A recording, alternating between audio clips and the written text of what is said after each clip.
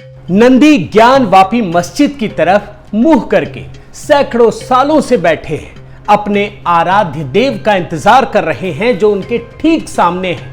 लेकिन कांग्रेस सरकार द्वारा बनाया गया एक कानून नंदी को अपने आराध्य देव से मिलने से रोक रहा है। नंदी के सामने सर्वे में लोगों को मस्जिद के अंदर विराजमान शिवलिंग के दर्शन हुए। मस्जिद की दीवारों पर सनातन संस्कृति के, हिंदू संस्कृति की पहचान के चिन्ह हैं, लेकिन फिर भी कांग्रेसी सरकार का एक कानून हिंदुओं को अपने आराध्य देव से मिलने से रोक रहा है। यही वो कानून है जो हिंदुओं की आस्था का मजाक उड़ाने का मौका दे रहा है, जो शिवलिंग को फव्वारा बताने की हिम्मत दे रहा है, जो शिवालय को वजूखाना में बदलने का हौसला दे रहा है। अब आपको इस कानून की आड़ में बुलंद हो रही आवाजों को मैं सुनाता हूं। 1991 का एक्ट ये कहता है, 1991 का एक्ट है, 1991 प्लेसेस ऑफ वर्शिप एक्ट, 1991 का जो वर्शिप एक्ट है, 1991 में जो एक्ट बाज़ाब्ता तौर पे बना दिया गया, नहीं चेंज किया जाएगा। नहीं माना जाएगा। ये वायलेशन है। आप एक हंगामा खड़ा करना चाहते हैं। का उल्लंघन नहीं हो रहा है। साथियों नमस्कार, मैं हरिश्चंद्र बर्णवाल। आज मैं आपको 1991 के प्लेसेस ऑफ वर्शिप एक्ट कानून की कुछ बारीकियों को समझाने वाला हूं और उसके बारे में कुछ ऐसी चीजें बताने वाला हूं, 10 तर्क आपके सामने रखूंगा जिसकी वजह से यह कानून असंगत और असंवैधानिक प्रतीत होता है। अब आप ये कानून देख लीजिए। ये जो कानून है ना, इसी के दम पर गंगा जमुनी तहजीब की दुहाई देने वाले कट्टरपंथी सनातन धर्म से जुड़ी सभी प्रतीकों को झुठला रहे हैं। आप कानून को बड़े ध्यान से देख लीजिएगा। प्लेसेस ऑफ वर्शिप एक्ट 1991 यानी पूजा स्थल कानून को 1991 में उस समय की पीवी नरसिम्हा राव सरकार लेकर आई थी। और क्यों लेकर आई थी ये भी आपको बता दूं। उस समय राम मंदिर निर्माण आंदोलन अपने चरम पर था। अब इस कानून में एक बहुत महत्वपूर्ण बात की गई है। इस कानून के मुताबिक 15 अगस्त 1947 से पहले, यानी आज़ादी, जो ये डेट डाला गया ना, वो आज़ादी का है कि 15 अगस्त 1947 से पहले अस्तित्व में आए किसी भी धर्म के पूजा स्थल को किसी दूसरे धर्म के पूजा स्थल में नहीं बदला जा सकता है। अगर कोई ऐसा करने की कोशिश करता है तो इस कानून में सजा का प्रावधान किया गया है। अयोध्या का मामला उस वक्त कोर्ट में था, इसलिए इस कानून से अयोध्या मामले को अलग रखा गया था। लेकिन इस कानून से इस देश के नागरिकों के अधिकारों का हनन होता है, जिसकी वजह से इसकी संवैधानिकता को चुनौती दी गई है। और इस मामले में इस कानून को लेकर 2 याचिकाएं सुप्रीम कोर्ट में डाली गई हैं। एक याचिका लखनऊ के विश्व भद्र पुजारी पुरोहित महासंघ और कुछ अन्य सनातन धर्म के लोगों की है और दूसरी याचिका मशहूर वकील अश्विनी उपाध्याय ने लगाई है। दोनों याचिकाएं सुप्रीम कोर्ट में विचाराधीन है और दोनों ही याचिकाओं पर मतलब सुप्रीम कोर्ट ने स्वीकार करके केंद्र सरकार को नोटिस भी भेजा है और जवाब मांगा है। अब आपको मैं बताऊंगा कि यह कानून किस प्रकार से इस देश के नागरिकों के मौलिक अधिकारों का हनन करता है। और जो भी कानून ऐसा करता है फिर तो वो वैसे ही असंवैधानिक कानून बन जाता है। मैं एक एक करके 10 तर्क आपके सामने रखने वाला हूं। अब इस कानून के एक हिस्से में आइए, देखिए क्या लिखा है। यह है point number 2। It extends to the whole of India except the state of Jammu and Kashmir. मतलब ये कानून लागू होता है सिवाय जम्मू और कश्मीर के। अब जबकि 5 अगस्त 2019 को आर्टिकल 370 को खत्म कर दिया गया है, तो इस वाक्य का भले ही कोई मतलब नहीं रह जाता हो, लेकिन इसके बाद भी इस कानून ने किस प्रकार से भारत के लोगों के बीच एक प्रकार का भेदभाव किया, ये समझना जरूरी है। मैं यही बात आपके सामने रखना चाहता हूं। एक तरफ जहां भारत के किसी भी हिस्से में 1947 के आधार पर पूजा स्थल को बदलने पर पाबंदी लगा दी गई, याद रखिएगा पूरे देश में, वहीं आजादी के बाद कुछ वर्षों में ही जम्मू कश्मीर में आप रिपोर्ट देखिए, सैकड़ों हिंदू पूजा स्थलों को तोड़कर उसके स्वरूप को बदला गया। मतलब 1947 एक कट ऑफ लिस्ट डेट डाला गया है। पूरे देश में आप बदल नहीं सकते पूजा स्थल के स्वरूप को, लेकिन जम्मू कश्मीर में छोड़ दिया गया और जम्मू कश्मीर में ही कुछ वर्षों में, कुछ दशकों में सैकड़ों मंदिरों को तोड़ा गया। यानी 1991 से लेकर 2019 तक जम्मू कश्मीर में जिन मंदिरों को तोड़ा गया या उसका स्वरूप बदला गया, क्या सर्वोच्च न्यायालय उसका मूल स्वरूप वापस करेगा? अब तर्क नंबर 2 देखिए। इस कानून की धारा 2 क्या कहती है? यह कहती है कि अगर 15 अगस्त 1947 में मौजूद किसी धार्मिक स्थल के चरित्र में बदलाव को लेकर कोई याचिका या अन्य कार्यवाही किसी अदालत, न्यायाधिकरण या अन्य प्राधिकरण में लंबित है तो उसे बंद कर दिया जाएगा।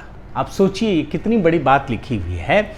इसका मतलब यह हुआ कि यह कानून न्यायिक समीक्षा पर रोक लगाता है और यह संविधान की तो क्या कहते हैं, बुनियादी विशेषता है। यानी एक कानून के जरिए आपने संविधान की जो बुनियादी विशेषता है उसी को खत्म करने की कोशिश की गई है। अब देखिए तर्क नंबर 3। ये कानून भेदभावपूर्ण है और मौलिक अधिकारों का उल्लंघन करता है। ये कानून संविधान के आर्टिकल 14 और 15 का उल्लंघन करता है जो सभी को समानता का अधिकार देता है और इसी आधार पर सुप्रीम कोर्ट में याचिका दाखिल की गई है। इसके साथ ही ये कानून एक मनमाना, तर्कहीन कट ऑफ तिथि भी लागू करता है जो हिंदू, जैन, बुद्ध और सिख धर्म के अनुयायियों के अधिकार को कम करता है।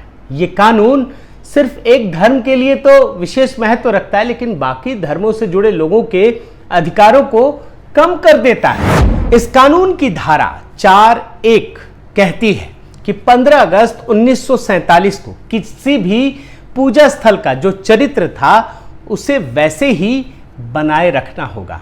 लेकिन आप जरा समझिए कि इस देश का संविधान कब लागू हुआ। इस देश का संविधान 26 जनवरी 1950 को लागू हुआ। तो फिर तार्किक रूप से इस कानून का कट ऑफ डेट भी 26 जनवरी 1950 ही होना चाहिए। इस आधार पर इस कानून का कट ऑफ डेट अतार्किक है। अब जब इस कानून में कट ऑफ डेट ही संवैधानिक रूप से असंगत है तो यह विचार करने की बात है कि इस देश में 1192 से लेकर 1947 के बीच में आक्रांताओं ने जिन पूजा स्थलों के स्वरूप को बदला है उसके बारे में सर्वोच्च न्यायालय या संसद की क्या मंशा है। क्योंकि याद रखिए कि यह कानून गैर कानूनी रूप से स्थापित किए गए पूजा स्थलों को कानूनी मान्यता देता है। अब इस कानून को लेकर आप ज्ञानवापी मामले में आइए क्योंकि तभी तो आपको इस कानून और इस मामले में जो बातें कही जा रही हैं उसका अर्थ समझ में आएगा। 1991 का पूजा स्थल कानून किसी धर्म स्थल के धार्मिक प्रारूप को नहीं बदलने की बात कहता है लेकिन ज्ञानवापी का धार्मिक प्रारूप क्या कहता है ये समझिए। 1947 से पहले ज्ञानवापी मस्जिद में स्थित माता श्रृंगार गौरी की पूजा हर रोज होती रही और 1991 तक यह क्रम चलता रहा।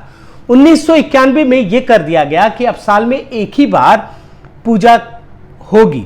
अब हर रोज पूजा करने की मांग याचिकाओं में की गई है और इन्हीं याचिकाओं की मांग को वैध ठहराने के लिए मस्जिद में किए गए सर्वे में शिवलिंग और मंदिर की पहचान के चिन्ह मिले हैं। किसी भी स्थान पर नमाज पढ़ने मात्र से वो स्थान मस्जिद में नहीं बदल जाता क्योंकि नमाज तो सड़कों पर, रेलवे स्टेशनों पर, पार्कों पर भी आपने लोगों को करते हुए देखा है। ये तो आस्था का विषय है और इसीलिए वह मस्जिद तो हो नहीं जाती वो जगह। और ज्ञानवापी भी इसी क्रम में अगर देखा जाए ये दावा किया जा रहा है ज्ञानवापी मस्जिद नहीं बल्कि नमाज पढ़ने का स्थान है जिसका इस कानून से कोई लेना देना नहीं है। पूजा स्थल कानून 1991 में बना जबकि उससे काफी पहले 1983 में काशी विश्वनाथ एक्ट बन चुका है। यह पूरा परिसर काशी विश्वनाथ एक्ट से ही संचालित होता है। अब आप ये समझिए कि 1991 का जो पूजा स्थल कानून है वो क्या कहता है। वो ये कहता है कि ये एक्ट उन परिसरों पर लागू नहीं होगा जो किसी और एक्ट से संचालित होते हैं और इसीलिए यह कानून भी मथुरा के ईदगाह मस्जिद पर भी लागू नहीं होता है क्योंकि वहां की सारी भूमि का मालिकाना हक वहां विराजमान श्री कृष्ण लला की है और उन्हीं के पास है ये जो सारी शक्तियां हैं, भूमि का जो मालिकाना हक है। और उनकी तरफ से जो हिंदू ट्रस्ट ने मस्जिद से 1968 में जो समझौता किया था वो अवैध है और इसी के खिलाफ कोर्ट में याचिका दायर की गई है, जिसे कोर्ट ने स्वीकार भी कर लिया है। साथियों, एक समय था जब हिंदू पक्ष द्वारा अपने अधिकारों की बात कह देना भी सांप्रदायिक मान लिया जाता था और ये सब गंगा जमुनी तहजीब की आड़ में सनातन परंपरा से जुड़े लोगों को दबाने का कुकृत्य किया जाता था। लेकिन अब समय बदला है। अब हिंदू समाज भी अपने अधिकारों को लेकर जागरूक है और वो संवैधानिक तरीके से पूरी लड़ाई कानूनी तरीके से ही लड़ रहा है। और इस परिप्रेक्ष्य में कुछ लोगों के द्वारा नए नए तर्कों से कुतर्कों से विवाद और कंफ्यूजन पैदा करने की कोशिश की जा रही है, जिसे आपको और हमें समझने की जरूरत है। बहुत बहुत धन्यवाद। आपसे गुजारिश है कि आप मेरे इस चैनल को ज़रूर सब्सक्राइब कीजिए, लाइक कीजिए, शेयर कीजिए, कमेंट कीजिए और इस बेल आइकन को प्रेस करना मत भूलिएगा। नमस्कार।